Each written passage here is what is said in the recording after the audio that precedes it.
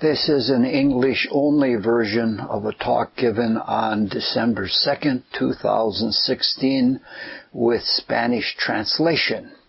This will be slightly different because I have such a personality that it is difficult for me to say the same thing twice exactly the same way. If we read a newspaper, it is a much different experience from reading Plato. The newspaper is shallow and superficial. Plato is deep and heavy. The Rosicrucian cosmoconception is also deep and heavy. By reading the Rosicrucian cosmoconception, we develop an appreciation for deep and meaningful things. In that appreciation, we sometimes look down on light and superficial things. It is true that many light and superficial things are worthless. However, not everything that is light and superficial is worthless. There are some things that are valuable in their simplicity and their clarity. They are often undeniable, and sometimes undeniability is necessary. The Sun is now in Sagittarius, so we will look at Gemini, the opposite sign. Gemini is the sign that most rules light and superficial things. Sometimes it seems like someone that has a lot of Gemini in the horoscope can talk for hours about almost nothing. If one loves deep things, that talkativeness is bothersome. What is even more bothersome is that if one discusses an issue with someone with a lot of Gemini influence, that individual can and will argue either side of the issue with equal alacrity. For someone who wants one truth in everything, that is frustrating. The ability to see both sides of an issue, which is ruled by Gemini, is what we want to explore in this talk. We want to understand the principle of this as it works in physiology and in spiritual philosophy. In this talk and the next 3 talks, we will discuss broad principles. Then we will have a question and answer session, and if we continue after that, we will go into more technical physiology by studying the human dense physical body system by system, probably beginning with the circulatory system, as Max Heindel did. The word God is an overused word. Words that are overused lose their potency. The word God is so overused that it has almost become profane and, in some cases, nearly meaningless. When we read the Rosicrucian cosmoconception, we note that Max Heindel does not overuse the word God. In fact, he uses it very little. Instead, he uses the term universal spirit. That is a very good term because it points to the nature of what it connotes, and it does not give only a name, such as God. Christ in the Bible says, God is a spirit and must be worshipped in spirit and in truth. The term universal spirit is another way of saying the one spirit, or the spirit of oneness, which is more transcendental. Plato and the other Orphic philosophers, such as Plotinus, called it the One. The Orphics were mathematical spiritual philosophers. For example, they saw in fractions, which were divisions, that one could be divided by any number without losing its unity. So we say 1/2, 1/3, 1/4, 1/8, and so on, that the one is divided, the single spirit is indivisible because it never loses its unity to the parts. The one is the one. And in that oneness, the universality and the unity is never lost to any parts within it. Any number divided by one remains itself. It keeps its identity, its oneness as itself. If 3 is divided by 1, it remains 3.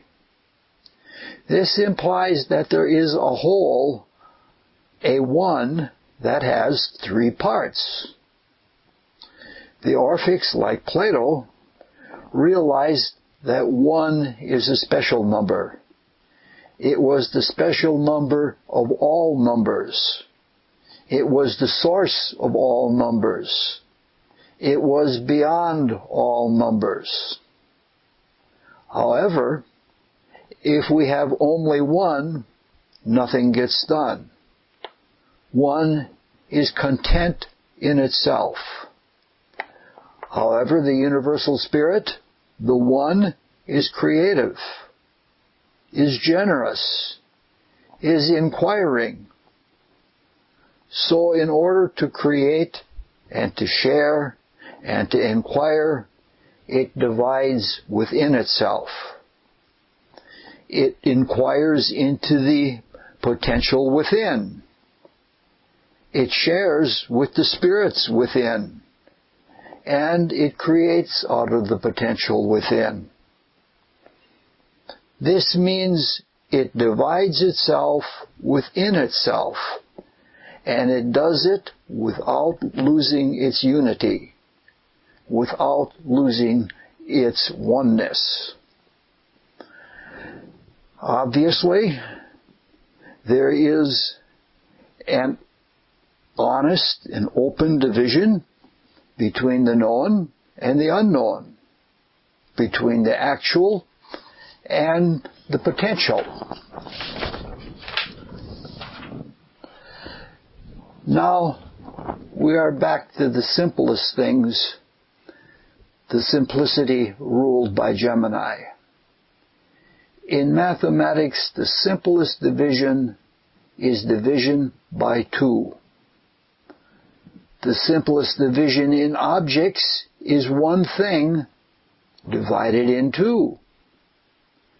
In cosmogenesis, the simplest division is when the one divides into 2 within itself. It is not the only division of the known and the unknown. It is thorough throughout the universal spirit. We find this throughout the Rosicrucian cosmoconception and all of the writings of Max Heindel. There is a division of spirit and matter, of life and form, of abstract and concrete, and at the very beginning, of will and imagination. These are fundamental divisions. They are necessary divisions. The word division in English literally means 2 visions, or split vision. These simple, basic, fundamental divisions are necessary to the creation. Without these divisions, there would be no realization in the creation. Realization means to make real. Without realization, the creation would be make-believe. It would be mere fantasy. It is the internal division and the resultant struggle that makes real soul growth possible.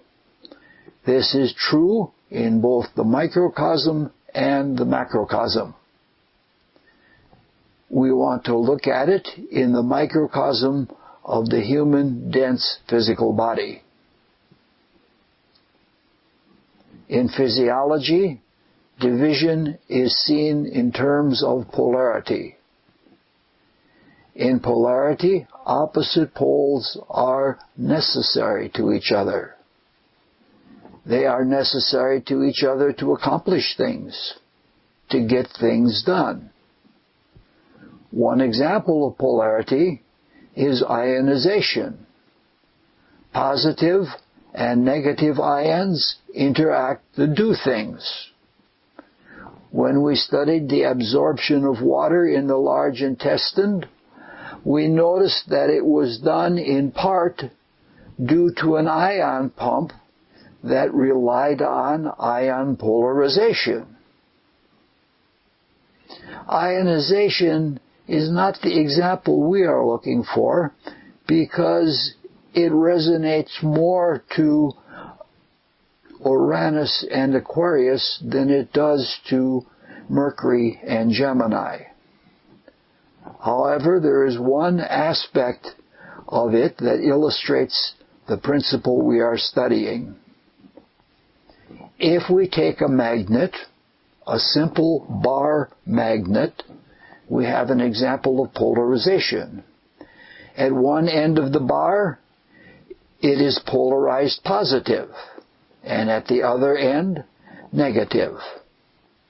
The positive end will attract the negative end of other magnets, and it will repel the positive end of other magnets. If we cut the bar magnet in half, we have two new bar magnets. The old positive pole will still be positive, but it will have a new negative pole. Suppose we cut a very thin slice of a few millimeters at the negative pole of the bar magnet. The face of that slice that was the negative pole will still be polarized negative. But the opposite face, the new face that has been produced by the slice, which only a few seconds ago was negative, will now be a new positive.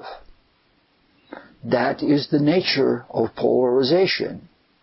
Once polarization is established, the poles are necessary to each other as much as they are opposite to each other. The fact that the new positive face of the thin slice was changed from being negative to positive is necessary. It is analogous to the way Gemini changes sides in an argument to keep things fair, to keep the argument going so that more can be learned. It keeps both sides of the issue alive and viable. If we are invested or attached to only one side of an issue in which both sides are important, we find this annoying. Max Heindel tells us that as Christians, or aspiring Christians, we are not to be patriotic.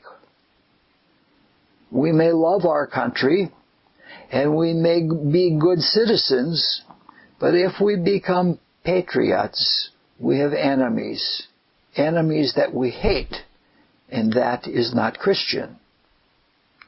As Christians, we see the whole magnet, and if we are called to be on one side of an issue, we vigorously carry out our duty, which is vital to accomplish things, but we do not hate our opposites. As Christ in the Bible says, love thy enemy. Now let's look at the necessities created by the limitation of polarity in another way through physiology. In Gemini, in the Gemini symbol, the vertical bars are limited or constrained by the horizontal bars. Verticals represent direction towards higher or lower things. If we have verticals with no limiting horizons, as we have in the symbol of the parallel, there is no restraint to how high or how low we can go. In English, we have a saying for such a condition. We say, the sky is the limit. Because there is no end to the sky, we have no limits. But also, nothing that is practical is accomplished because there are no limits. The limits in the Gemini symbol are horizontals. They hold the spiritual verticals in so that things can be done. They are like layers or levels. In science or in economics, they are called caps or ceilings and floors or foundations. The bedrock we spoke of in the Taurus talk is like the lower horizontal bar. It is the foundation. In symbology, a vertical line or bar is like a spiritual statement, an assertion, or the positing of a principle. It is like the staff of Wotan that Max Heindel speaks of in the Mysteries of the Great Operas. It is the staff of the law. It is like Aaron's rod. It is like the shepherd's staff. The verticals in the Gemini symbol are limited by the horizontals. The limiting horizontals are negations to the verticals. It is as though the horizontals are saying to the verticals, you can go no higher and you can go no lower. Looking at the Gemini symbol, it is important to note that there are two verticals which are limited. In the pictorial zodiac, Gemini is the picture of two twin brothers arm in arm. They are fraternal twins and not twins. In the beginning, one was immortal and the other was mortal. They are polarized, opposite to each other. Because they love each other, they share immortality and they share mortality in such a way that when one is alive, the other is dead, which is a perfect story to illustrate polarity. In any case, we are trying to get to double limitation to twin actions. To try to understand this, we will have to work with something very difficult. Part of the difficulty is linguistic. In Spanish, a double negative means that something is doubly negative, doubly bad. In English, in a double negative, one negative overturns or cancels out the other, and the result is a positive. I only know English, so the interpreters will have to work very hard to get this idea across. Gemini and Mercury rule logic.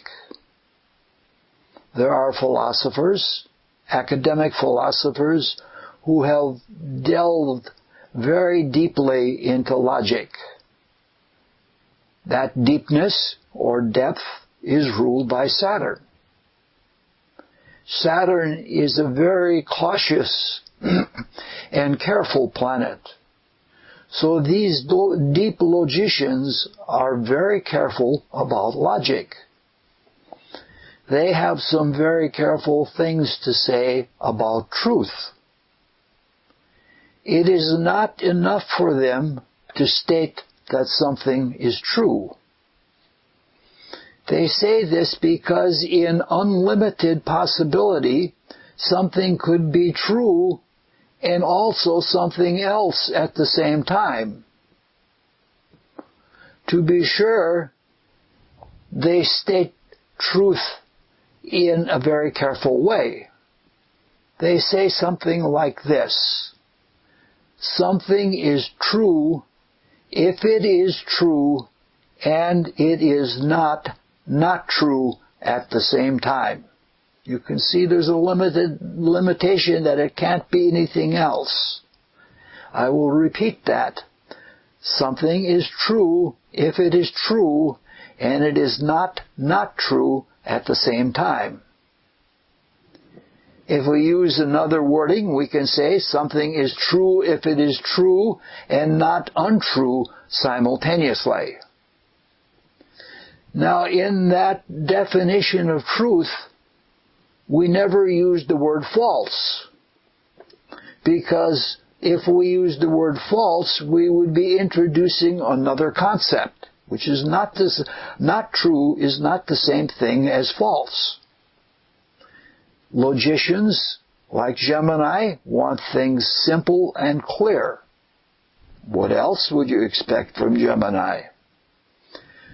To a logician, this is what is called airtight, with no possible leakage.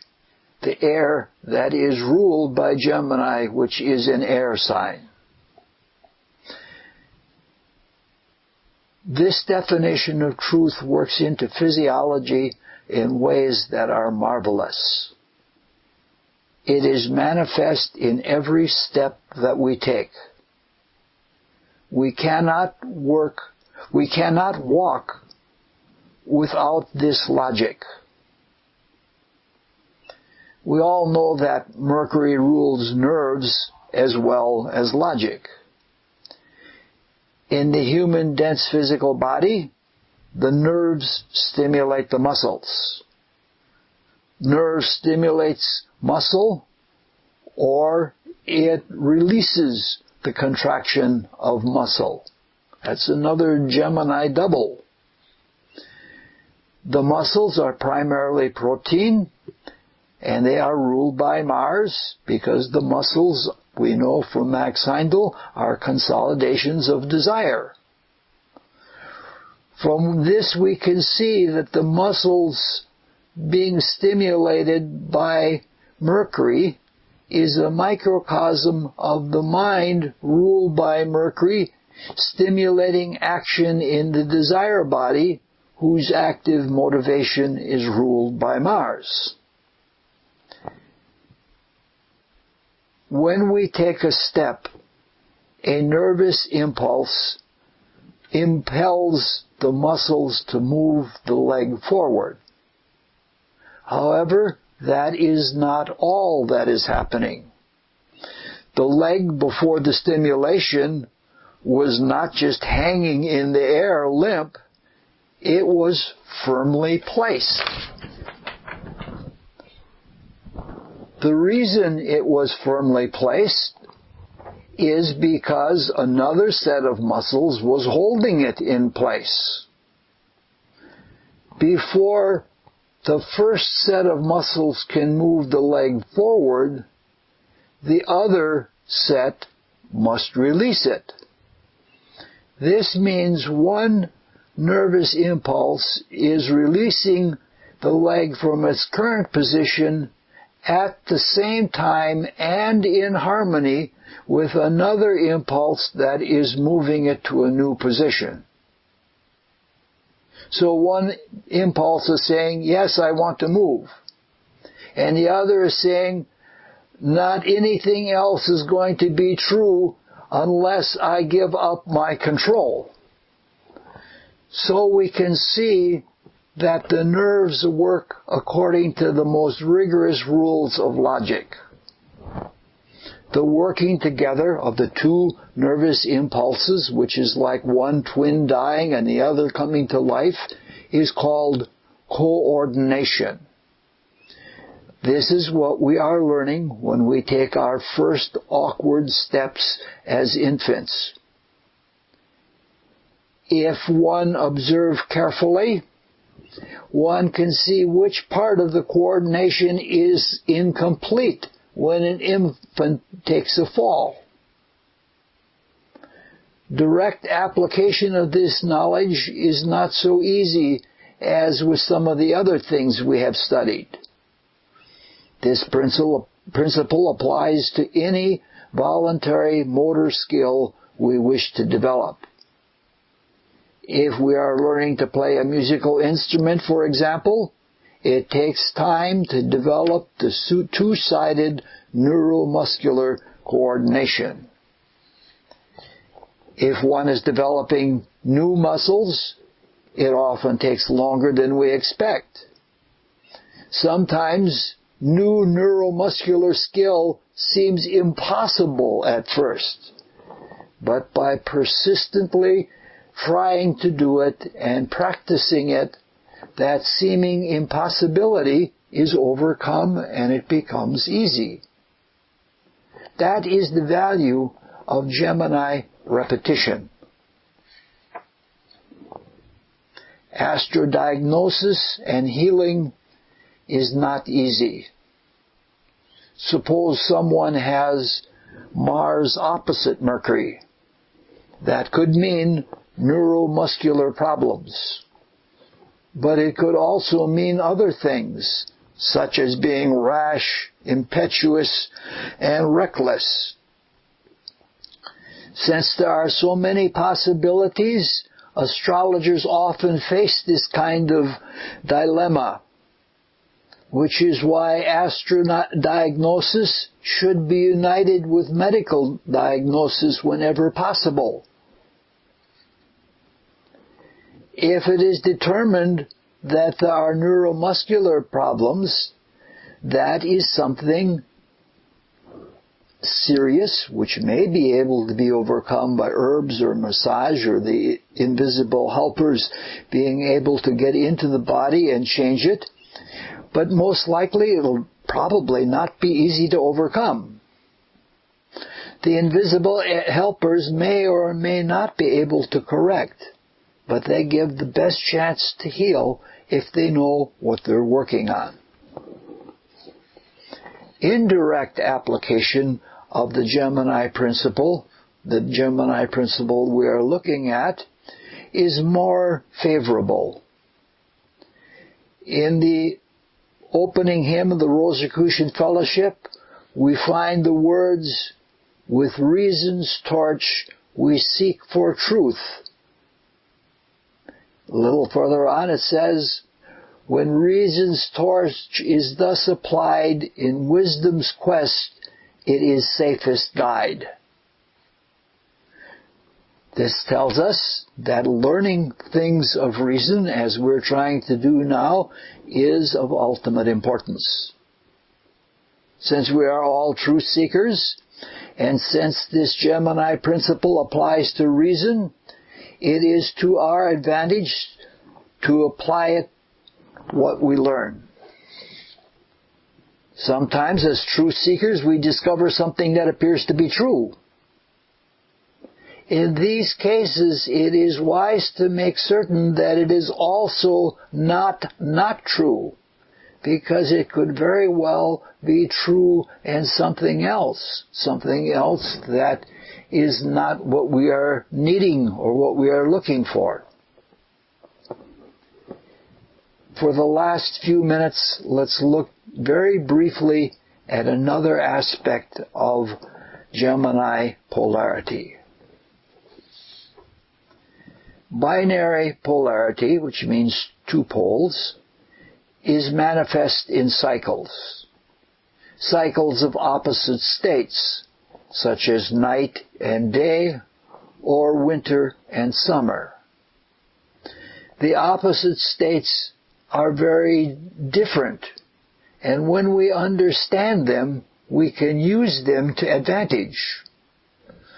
For example, we do not plant our crops in autumn hoping to harvest them in winter. We plant them in spring when they are going to come ripe in the following summer. In the human dense physical body, some of these states and cycles are obvious and not obvious simultaneously. One good example is breath. On the in-breath, the blood is oxygenated. On the out-breath, the carbon dioxide is expelled. We are not always conscious of the change in our consciousness due to oxygenation or carbonation. We are not even always consciously aware of our breathing. However, we do very different things in in-breathing and out-breathing. A very clear example is the fact that we cannot speak or sing on the in-breath.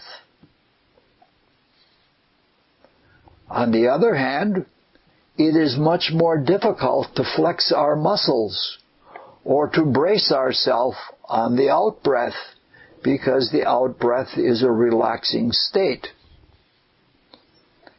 In much of our life, we are not aware of our breath when it would be to our benefit to be aware. We are not talking about breathing exercises to propel us out of the body or anything like that. We are only talking about two different states of consciousness which seem to be subtle and obvious simultaneously. If we are having a tense and touchy situation, say a family problem or something like that, it is important to be relaxed and to reduce unnecessary tension. Watching our breath, especially the out-breath, is important in that. If we follow the Rosicrucian cosmoconception, the first step in such matters is observation, and the next step is discrimination. If we only observe and clearly see the difference between the two steps, that is a step forward. Our intuition can tell us what to do with that new knowledge that we have gained. Further experience will bring discrimination to improve the efficiency of what we do with that knowledge. This was all the time that we had to do this, so we'll have another talk hopefully in less than a month. Thank you very much.